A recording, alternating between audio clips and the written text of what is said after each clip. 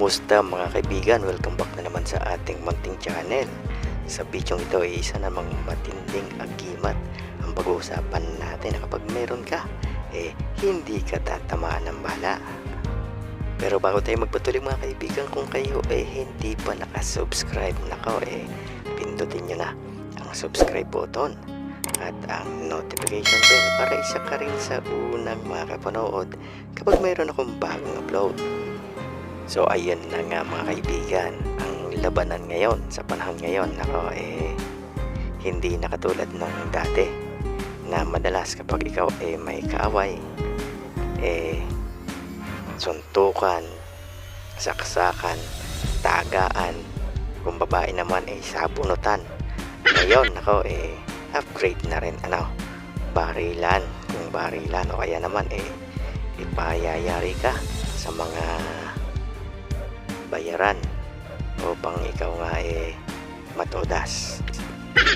Pero kung ikaw may tangan-tangan na agimat, maaaring ikaw makaligtas, lalo na kapag ikaw inabangan at inambush sa iyong sasakyan.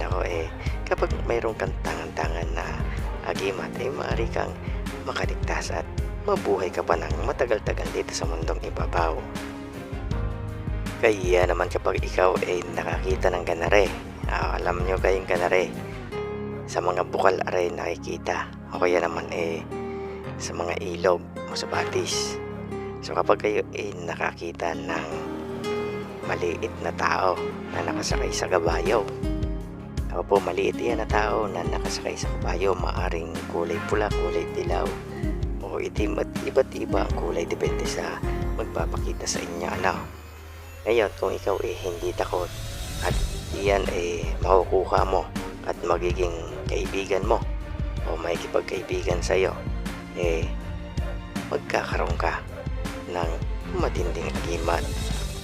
So kapag nakakita kayo ng maliit na taong nakasakay sa maliit din na kabayo, kasyang-kasya iyan sa kikiam plate, lumulutang yan kahit sa kikiam plate, maliit lang yan. Kapag yan nadampot mo, huwag mo nang pakawalan. Yan ang tinatawag na kabalyero. At kilala ang mga kabalyero pagdating sa mga digmaan. So kapag mayroon kang kaibigan yan, iligtas ka sa lahat ng kapahamakan na may kinalaman sa digmaan o sa labanan. Hindi ka na rin tatalaban ng mga kulam, barang, palipad, hangin, tigalpo at kung ano-ano pa. Magiging mabilis rin ang iyong paglalakbay. Makarating ka sa ibang lugar ng mabilisan na tila nagte-teleport ka lang. Subalit kapag mayroon ka niyan, huwag kang maging mayabang. Mas magaling na maging simple ka lang at hayaan mo ang mga taong nakapaligid sa iyo ang makakaalam niyan. Huwag ka na rin magpa-testing.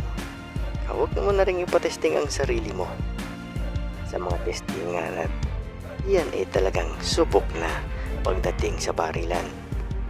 So hindi iyan medalya o medalyon na kinikwintas. So yan maliit na taong nakasakay sa kabayo na maaaring hawak-hawakan mo, ilagay mo sa bulsa o maaaring isubo mo. So pagka ganyan ang inyong nakuha, subok na iyan, legit na legit. Hindi mo na kailangang dasalan. Tiyak na gagana 100% kapag ikaw kanyang pinaglilingkuran. Yun, hanggang sa muli, good luck at bless at ingat kayo palagi.